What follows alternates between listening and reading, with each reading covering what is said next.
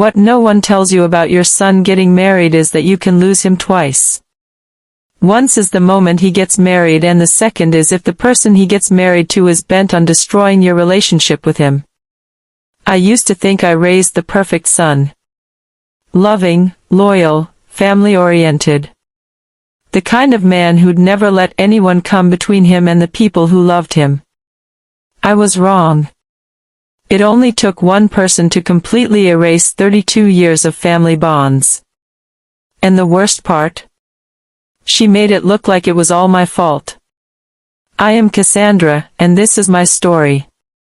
My son Kieran was 28 when he met Evangeline. Sweet girl, or so I thought. Quiet, seemed devoted to him. She'd grown up in foster care, no real family to speak of, which honestly made my heart go out to her.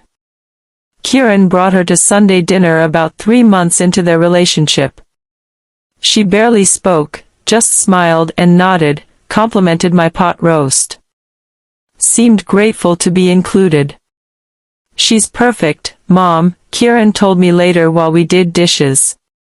She's been through so much, but she's still so kind. So loving. I was happy for him. My boy deserved someone who appreciated him. The red flags started small. Tiny comments that made me second-guess myself. Evangeline would say things like, "Oh, Kieran mentioned you think my meatloaf needs work." I'm still learning to cook like a real family does. I never said anything about her meatloaf. In fact, I'd never even tasted it. Or she'd thank me for letting her come to family gatherings. As if she needed permission. As if she wasn't welcome. Evangeline, you're family now, I'd tell her. You don't need permission to be here. I know, she'd say with this sad little smile. I just don't want to overstep. I know how important family traditions are to you. The way she said, traditions, made it sound like I was some rigid matriarch clinging to the past. Kieran proposed after a year. We were thrilled. Evangeline cried, happy tears, we thought. The wedding planning started immediately. That's when things got complicated. Evangeline wanted a small wedding. Just immediate family. I offered to help with costs, planning, whatever she needed. That's so generous, Cassandra, she said. But Kieran and I want to do this ourselves. We want it to be about us, not about proving anything to anyone. Proving anything to anyone? What did that even mean? When I asked Kieran privately, he said, Mom, she's just nervous. She's never had a real family before. She wants to make sure we're getting married for the right reasons, not because of pressure from family. Pressure? We'd never pressured them about anything. The wedding was lovely. Small, like she wanted. But during the reception, I overheard Evangeline talking to one of her friends. I'm so glad we kept it intimate, she was saying. Kieran's family can be, a lot. Very traditional. Very set in their ways. I spent the rest of the night wondering what I'd done to give her that impression. Their first baby, Lydia, was born 2 years later. I was over the moon. My first grandchild. I offered to help after the birth. Stay for a few days, cook, clean, whatever they needed. That's sweet, Evangeline said, but we really want to bond as our own little family first. I'm sure you understand. I understood, but it stung. My own mother had stayed with me for 2 weeks after Kieran was born. It's what families do. But fine. I respected their wishes. I called a week later to see how they were doing. Oh, Cassandra, Evangeline said, sounding exhausted. I'm so overwhelmed. The baby barely sleeps, I haven't showered in 3 days, and Kieran's trying to help but he's back at work already. Let me come over, I said immediately. I can watch the baby while you shower, bring you some meals. No, no, she interrupted. We need to figure this out ourselves. That's what Kieran says too. He thinks it's important we don't become dependent on outside help. Outside help? I was her mother-in-law, not a stranger. When I mentioned this to Kieran, he sighed. Mom, she's just adjusting. You know how independent she is. She'll ask if she needs help. She never asked. Over the next few months, a pattern emerged. Every time I tried to be involved, there was a reason I couldn't be. I wanted to babysit so they could have a date night. We're not ready to leave Lydia with anyone yet. I offered to host Easter dinner. We're starting our own traditions now. I bought Lydia an Easter dress. We're trying to keep her wardrobe simple. Not too many gifts. Kieran started making excuses too. Suddenly he was always busy, always tired, always had plans that didn't include family Sunday dinners. I miss seeing you, I told him one day. I know, Mom. It's just, with the baby and everything. Evangeline needs me home more. What about bringing them both? Lydia loves seeing her grandparents. Evangeline's still adjusting to everything. She gets overwhelmed with too many people.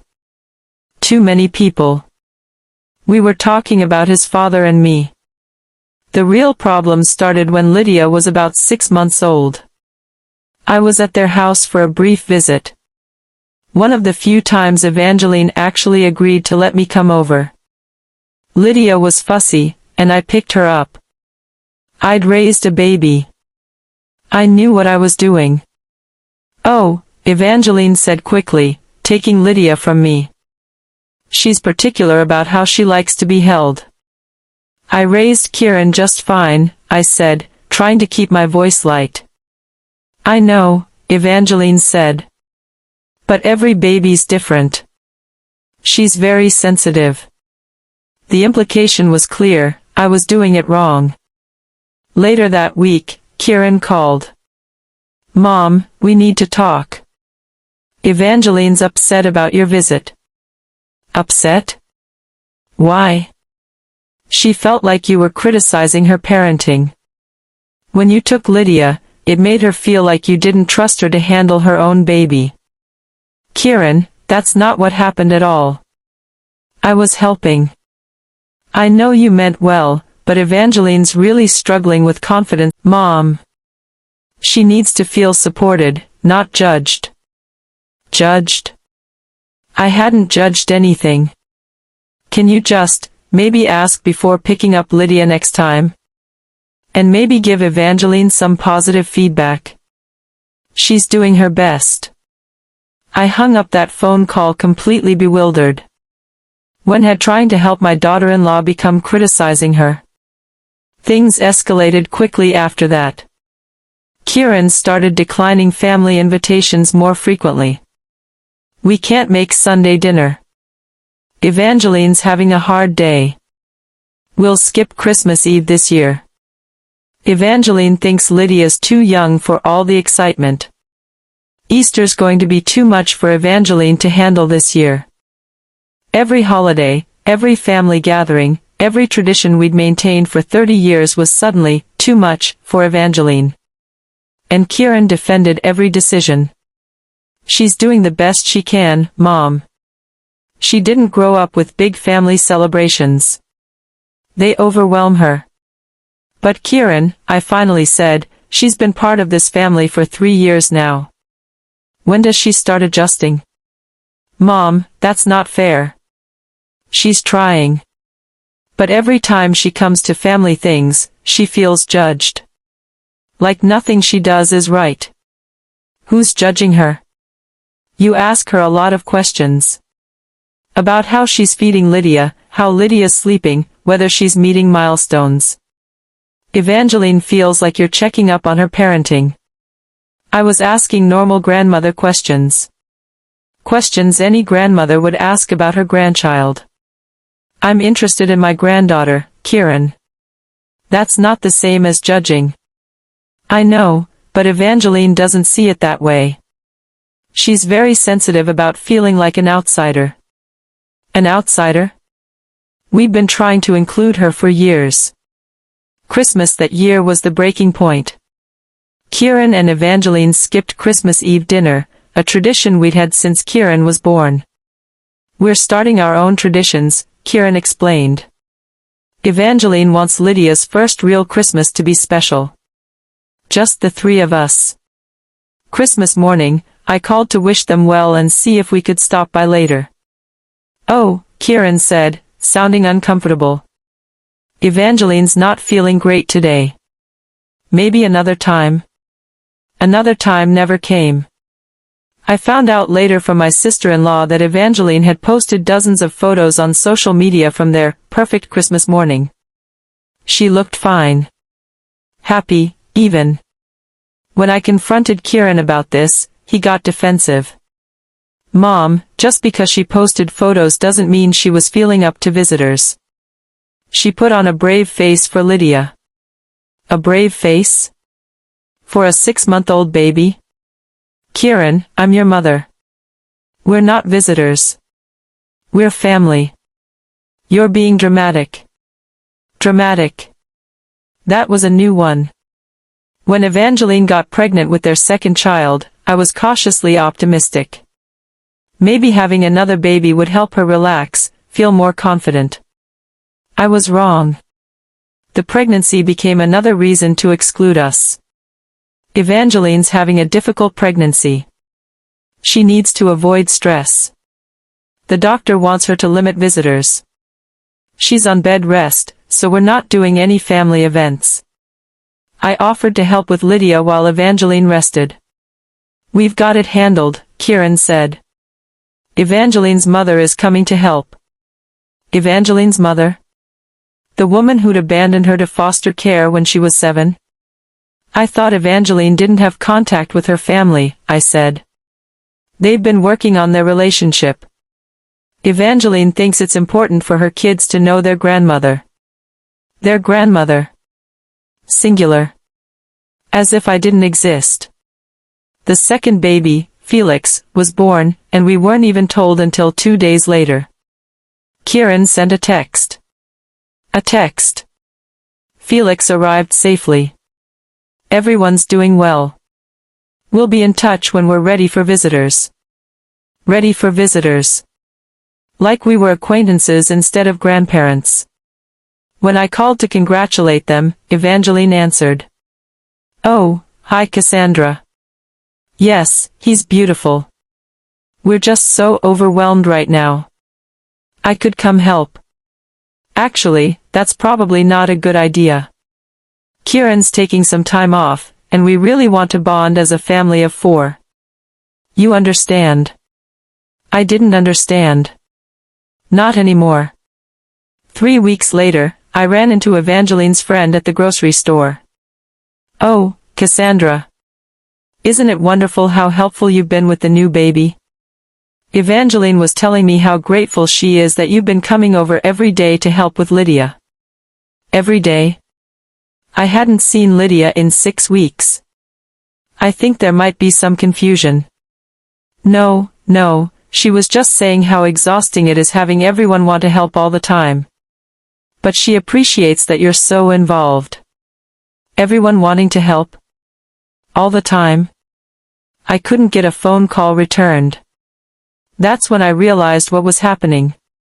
Evangeline was telling people I was overly involved while simultaneously cutting me out completely.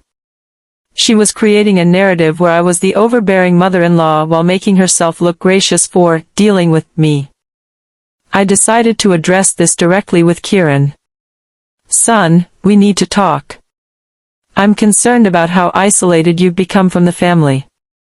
I'm not isolated, Mom. I'm prioritizing my wife and children. Those aren't mutually exclusive. Your father and I raised you to value family. I do value family. My family. Evangeline and the kids. We're your family too. Of course you are. But Evangeline has to come first now. And she's struggling. Every time she feels pressured to attend family events or have visitors, she gets anxious. Sometimes she even has panic attacks. Panic attacks? This was the first I'd heard of any anxiety issues. Kieran, has Evangeline considered talking to someone about her anxiety? Postpartum depression is real, and there's nothing wrong with Evangeline that wouldn't be fixed by people giving her space. People. He meant me. I'm not trying to pressure her.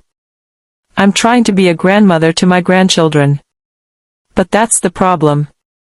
You have very specific ideas about what being a grandmother means. Not everyone grew up with the kind of family involvement you think is normal. Normal? I thought love and support were normal.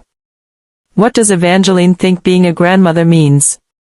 Someone who respects boundaries. Someone who doesn't make assumptions about how often they'll see the grandchildren or what role they'll play. And what role am I supposed to play? Kieran was quiet for a long moment.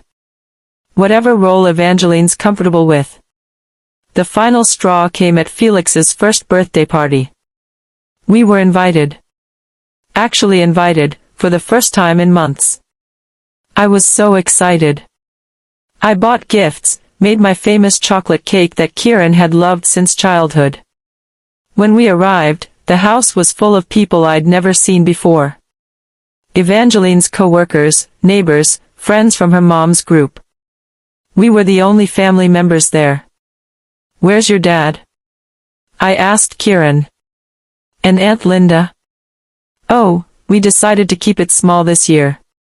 Just close friends. Close friends. But not close family. During the party, I overheard Evangeline talking to one of her friends. It's so nice to have a celebration without all the family drama for once. Kieran's family means well, but they can be really overwhelming. They expect to be involved in everything. Everything? We'd been involved in nothing. Later, I tried to help clean up. Evangeline gently took the plates from my hands. Oh, you don't need to do that. You're a guest. A guest. In my son's home. At my grandson's birthday party. That night, I couldn't sleep. I kept thinking about that word, guest. Over the following weeks, I started paying closer attention to the things Evangeline said and how Kieran responded. Your mom called 3 times this week. I answered once, but I was feeding Felix and couldn't really talk. I'd called twice. And she hadn't answered either time. I feel bad that your parents feel left out, but I can't force a relationship. Force a relationship? We were trying to maintain one. Maybe we could have them over for dinner next week? If you think they'd be okay with something low-key. Kieran would always respond the same way, let me ask Mom if that works for them. But he never asked. And dinner never happened. I realized Evangeline was performing. She was saying all the right things, expressing concern for our feelings, suggesting inclusion, but always with conditions or complications that made actual inclusion impossible. And Kieran was so focused on supporting his wife through what he saw as anxiety that he couldn't see the manipulation. I decided to make one last attempt to address the situation. I asked Kieran to meet me for coffee. Just the two of us. I miss you, I said simply. I miss being part of your life. You are part of my life, Mom. Am I? When's the last time we had a real conversation? When's the last time I spent more than an hour with my grandchildren? Kieran looked uncomfortable. It's been a hard year. Evangeline's still adjusting to 2 kids, and... Kieran, it's been 3 years. How long does adjustment take? Every family is different. But we're not different families. We're one family. Or we used to be. What do you want me to say? That I should force Evangeline to do things she's not comfortable with? I want you to consider that maybe Evangeline's comfort isn't the only thing that matters. Kieran's face changed. He looked angry. Evangeline is my wife. My priority. If you can't respect that, I'm not asking you to choose between us. Aren't you? And that's when I understood. In Evangeline's mind, it was a competition. And she was winning. 2 weeks after our coffee meeting, Kieran called. Mom, we need to take a break. A break from what? From contact. Evangeline's been really upset since my conversation with you. She feels like you're trying to undermine our marriage. Undermine their marriage? By wanting to see my grandchildren? Kieran, that's not it. She's threatening to take the kids and leave if this continues. I was surprised. She's threatening to leave you? She says she can't handle the stress of feeling torn between me and my family. She needs to know I'll choose her. And will you? The silence stretched between us. I have to protect my family. I am also your family. You're my past. Evangeline and the kids are my future. Those words hit me like a physical blow. How long is this break supposed to last? I don't know. Until Evangeline feels like things can be different. And what would make things different? I honestly don't know, Mom. I don't think she trusts that you'll ever really accept her. Accept her? I'd been trying to accept her for years. She was the one who wouldn't accept us. That was 18 months ago. 18 months of no contact with my son or my grandchildren. I've sent birthday cards that went unreturned. Christmas gifts that were never acknowledged. I've driven by their house hoping to catch a glimpse of the kids in the yard. I've seen photos on social media, they look happy. Evangeline posts frequently about their little family adventures and grateful hearts. Kieran comments with heart emojis and love my girls and my boy. It's like we never existed. My husband and I went to therapy. We needed help processing the grief of losing a child who's still alive.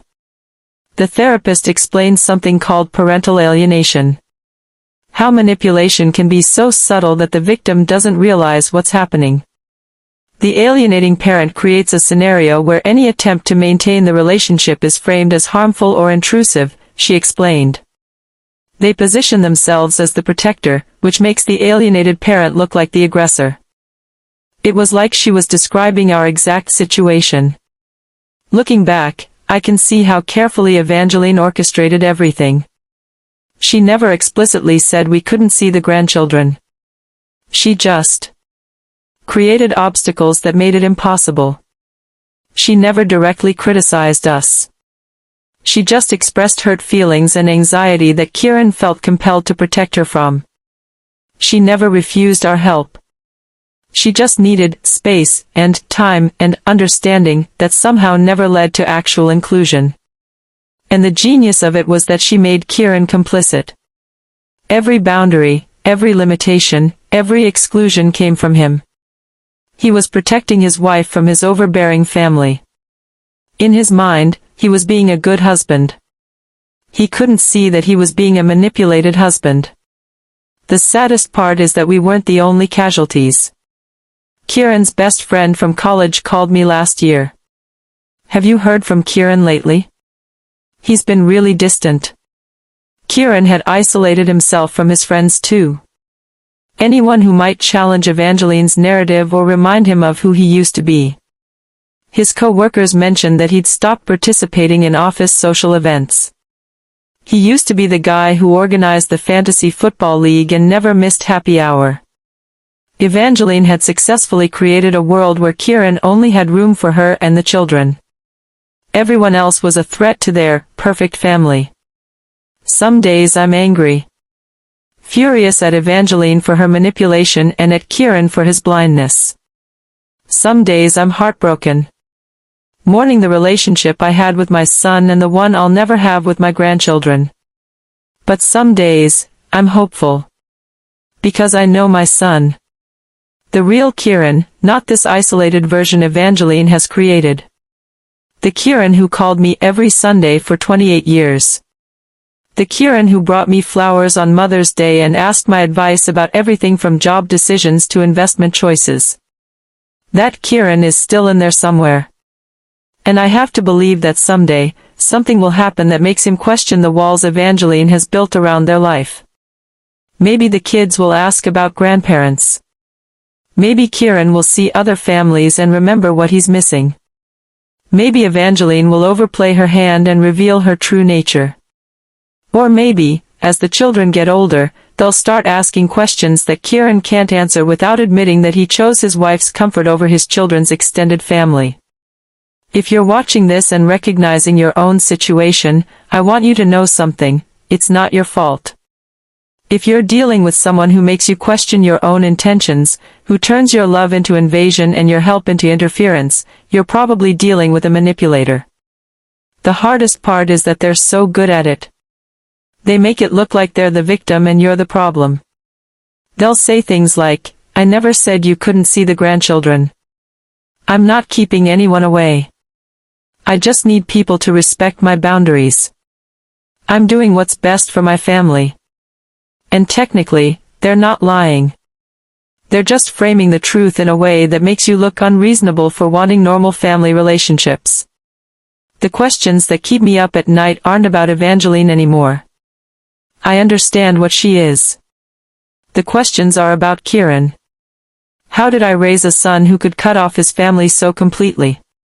What did I do wrong that made him so susceptible to this kind of manipulation? Was I actually overbearing, and Evangeline just helped him see it? Am I the problem? These are the questions that manipulators want you to ask. Because once you start doubting yourself, they win. But here's what I've learned: even if I made mistakes as a mother, and I'm sure I did, that doesn't justify being completely cut off from my grandchildren. Even if I was sometimes pushy or opinionated, and maybe I was, that doesn't mean I deserved to lose my son. Healthy families work through problems. They don't exile people. I don't know how this story ends. Maybe Kieran will come to his senses. Maybe he won't. Maybe Evangeline will eventually feel secure enough to allow us back into their lives. Maybe she'll get worse. Maybe my grandchildren will seek us out when they're older. Maybe they'll have no interest in the grandparents they never knew. So that's my story. The story of how I lost my son to someone who convinced him that love was the enemy of happiness. Do they still consider me family? Or not? Well, I guess not. This is Family or Not, where we share stories that no one wants to talk about at family dinners.